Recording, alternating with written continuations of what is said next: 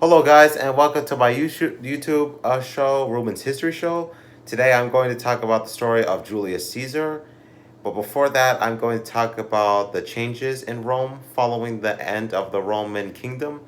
So, following the end of the Roman kingdom, there were a lot of changes in the Roman political system, which had the consuls. So there were a lot of the consuls were basically like the presidents of the United States, if you will. So consuls were these leaders, you would say, because they were the leaders of the Roman Republic. So the consuls were basically were held the highest elected political office of the Roman Republic, and that all continued all the way to the time of the Roman Empire. So that was the highest elected political office of the Roman Republic during that time. So the consul was basically like the president of the Roman Republic, almost. So there were a lot of changes in the Roman Republic and the Roman Kingdom, because consuls were elected. They were elected a 1 year term for consul. They were elected a 1 year term for consul. The new consuls in the Roman Republic. So after the new Roman Republic was established, the Roman Republic started expanding. They started to beat their enemies, like the Carthaginians and the Carthaginians and the Greeks during that time. And Greece all came under the domination of Rome during that time, and they also beat the Carthaginians, who the Romans beat the Carthaginians in 3 wars, known as the First Punic War, the first Punic War, the Second Punic War, and the Third Punic War. So Rome won all 3 of those wars against the Carthaginians in those 3 wars. That lasted for a century, for almost 100 years. So I'm planning to talk about those 3 wars in my future videos, about the First, Second, and Third Punic Wars, which lasted from 264 BC all the way to the hundreds BC, the 146 BC. That almost lasted for 100 years, the war. So now back to the story of Julius Caesar. So Julius Caesar was born on July 13th, 100 BC, to his parents Ariocota and Gaius Julius Caesar, who had the same name as Julius Caesar. So during most of his he was the first son of the parents, because he had two sisters, from what I remember reading from the book of Julius Caesar from last summer, which I remember till now. He was the first son to be born in the family. So he, as a young child, when his father died, he was at the age of 16. Julius Caesar was at the age of 16, and he became the leader. He became in charge of the household of the Caesar family after his father died. I think it was in the 80s BC, during that period. And his mother also tutored Julius Caesar while he was young during that time. And also and then also he grew up during the Social War, which was fought between Rome and the other city-states in Rome, or the Italian city-states that wanted to have independence in the Roman Republic. So he was in Rome during the time when Sulla was the dictator of Rome, because Sulla was the he was the dictator of Rome from 81 BC to I think it was from 80 to 79 BC when he retired. So during most of Sulla's rule, there was this prescriptions of who was going to be killed, and the list also included Julius Caesar's name. It had this Caesar's name on the proscription list, which was to kill Sulla's enemies. Lucas Cornelius Sulla, who was the dictator of Rome and the consul of Rome during that time. He was consul in 88 BC all the way to 80 BC. So just 8 years he was consul of Rome at that time. He also fought in the Mithridatic War, which was a war fought in the Asia Minor. So he fought in Asia Minor during that time, and he was exiled. Sulla was exiled to Asia Minor, and he couldn't return. He fought in Asia Minor against Mithridates in the Mithridatic War in the Asia Minor. So but during that time in Rome, it was under the rule of Gaius Marius, who was the uncle of Julius Caesar during that time. So he was the consul of Rome, Gaius Marcus, during that time while Sulla was fighting in the Asia Minor against Mithridates, and Caesar was in Rome, I believe. He was I think he was serving in Roman army, I believe, in the Roman legions, and he was quite young. And during that time when he was young, he was a priest of I think it was Jupiter. He was in the priesthood, Julius Caesar. So when Sulla returned to Rome, he from the Mithridatic Wars, and he also burned down the city of Athens, I believe, or some city in Greece, while Sulla was fighting in Greece.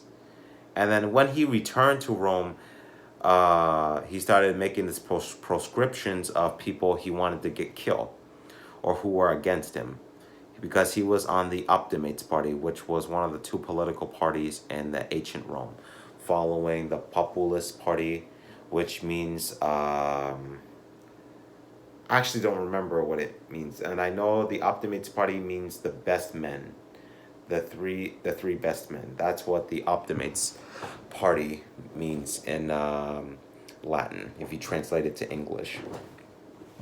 So when Sulla put Caesar's name on the list to kill Caesar, and Caesar was scared of Sulla, so he fled to I think it was somewhere in Spain, where he served in the Roman legions during that time. He served in the Roman legions during most of when Sulla was in power of Rome during that time.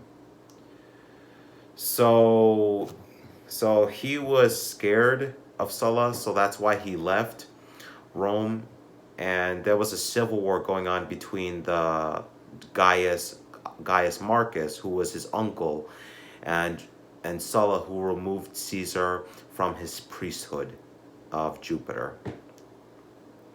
So after the civil war between Sulla, during the civil war, there were two civil wars.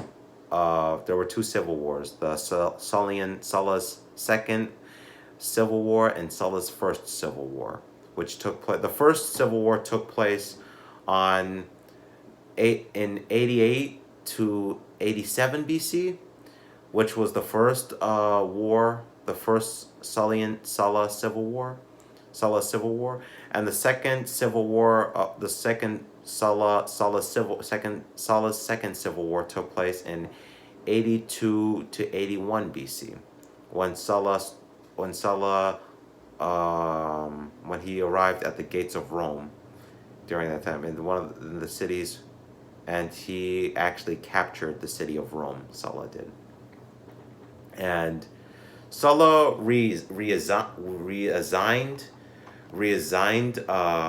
his consulship, no, his dictatorship of Rome during his time, and he retired to a city in Rome in the Roman Empire, and then he would die within a year.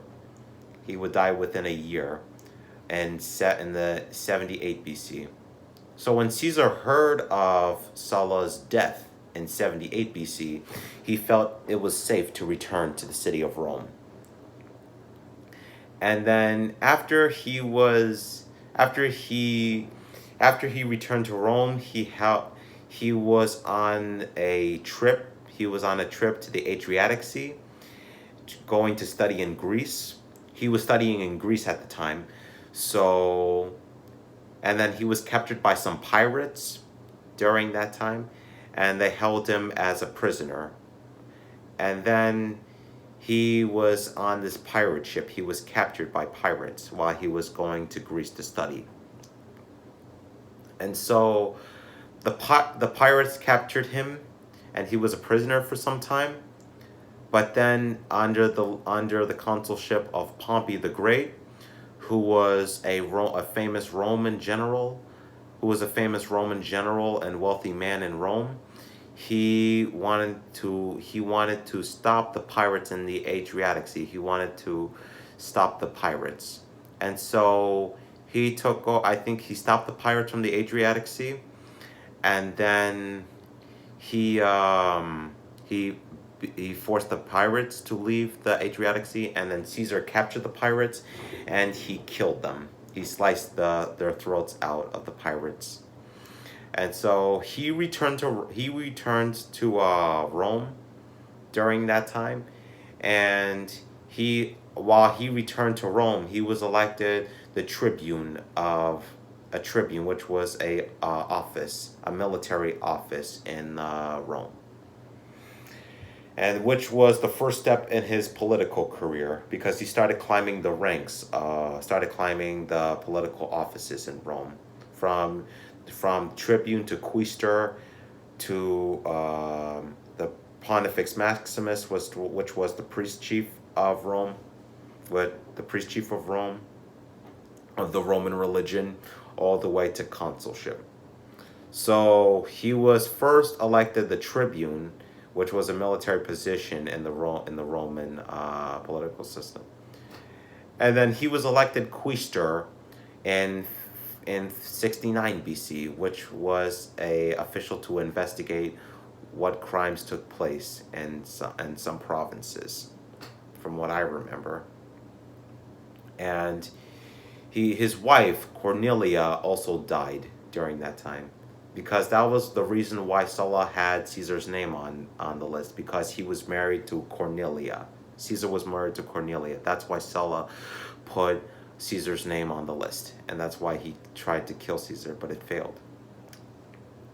So Caesar went to serve in his quaestorship in Spain, and I think it was sometime in the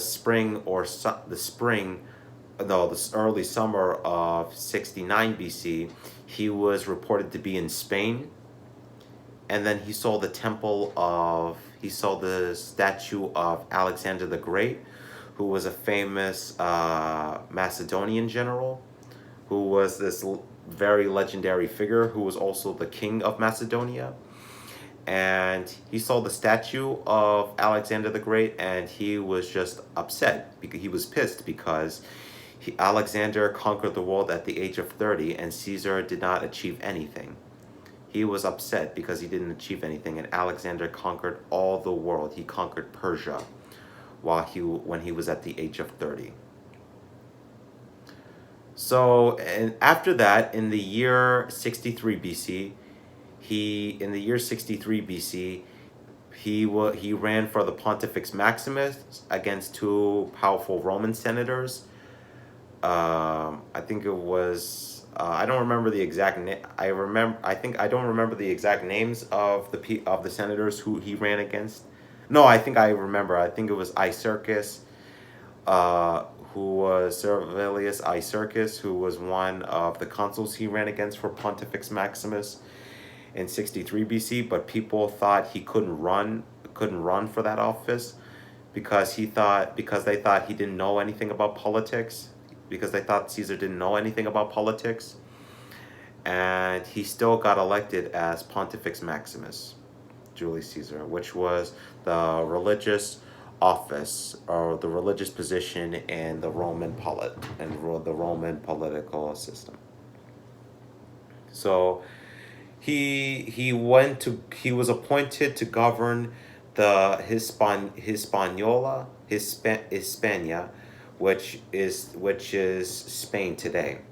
So he went to serve as governor of Spain during his time, and then also in the 60s BC, he also met with Pompey the Great and Crassus, who were the two wealthiest men in Rome during that time.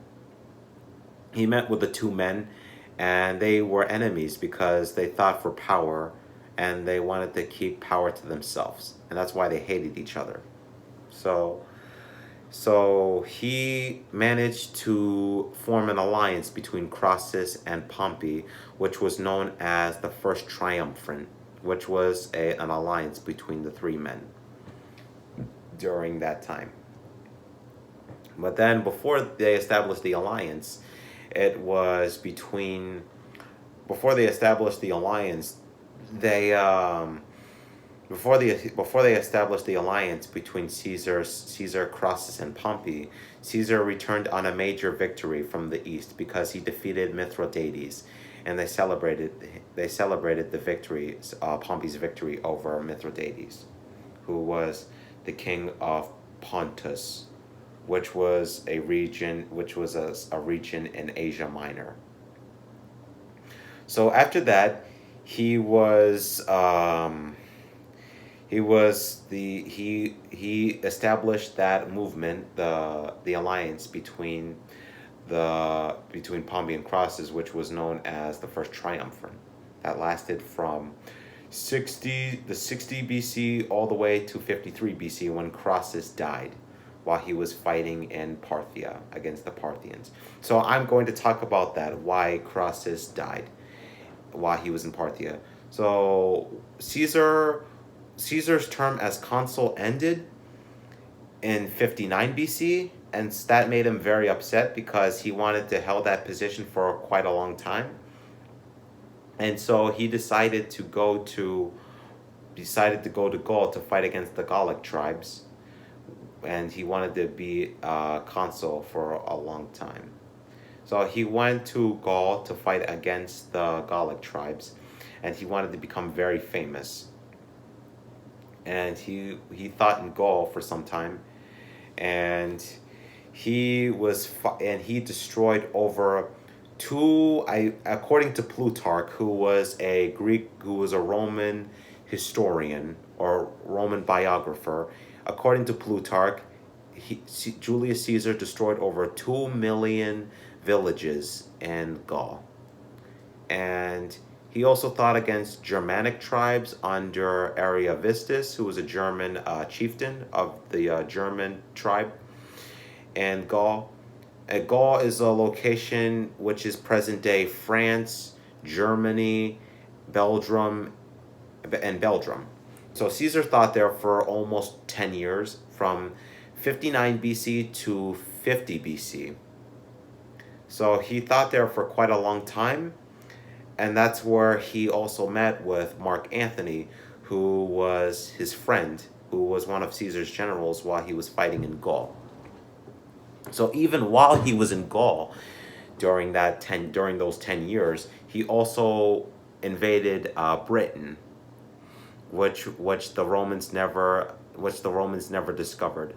So they managed to build a bridge across the, I think it was from Gaul to what it was.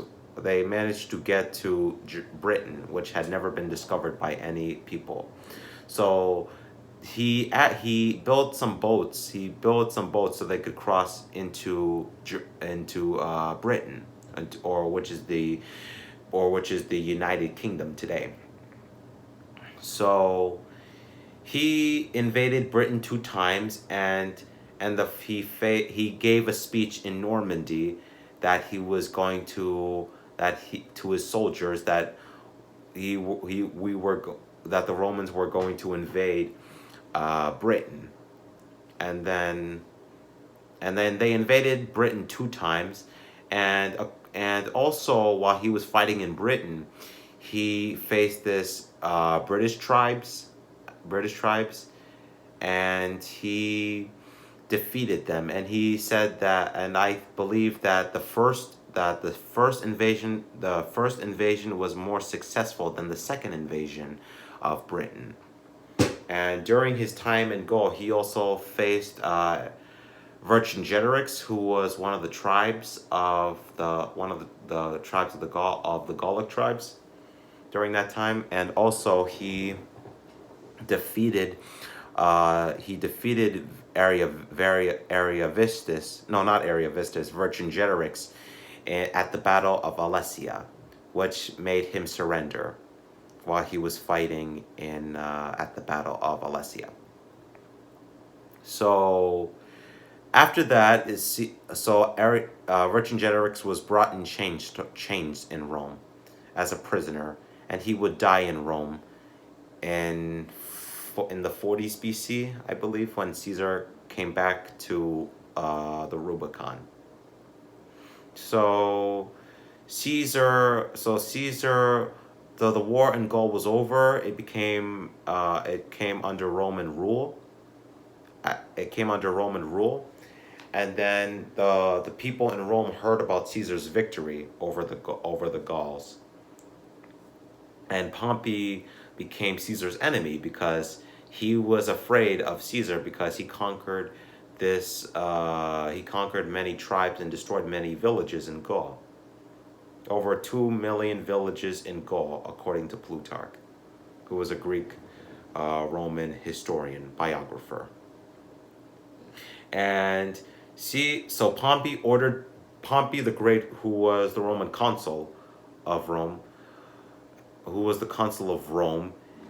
wanted Caesar to disband his army and to return to Rome, because his term as governor finished. His term as governor had finished during that time. And so Crassus was already killed already, because Crassus was upset that Caesar was winning many victories in Rome.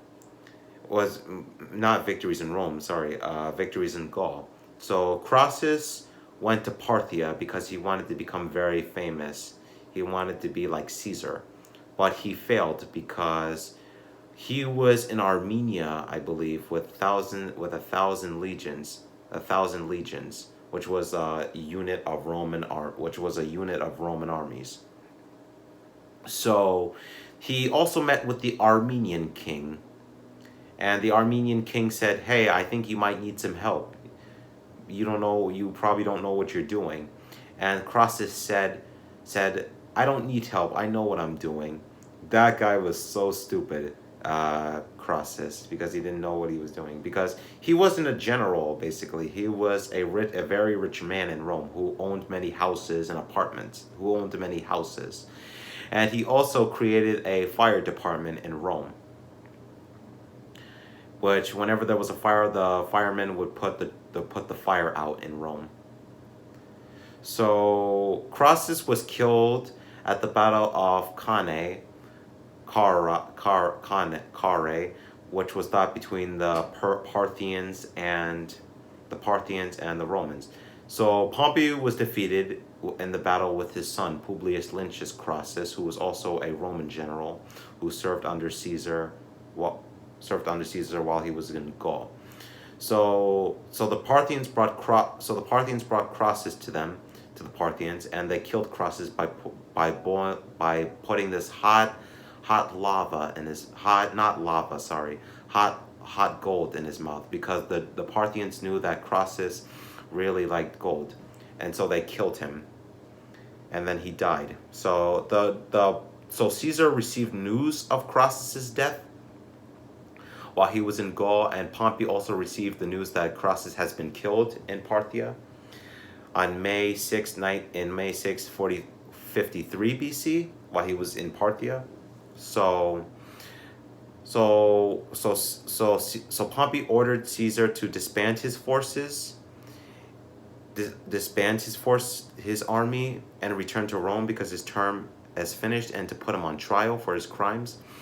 And the Senate discussed that one of the senators, I think it was one of the senators, came and they said that Caesar must disband his forces.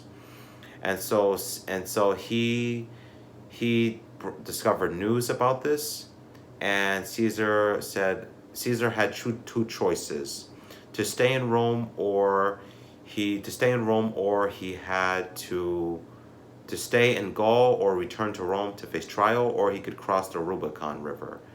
And that, I'm going to talk about that in my next video. So I'll see you guys in part 2 of the story of Julius Caesar, and I'll see you guys there.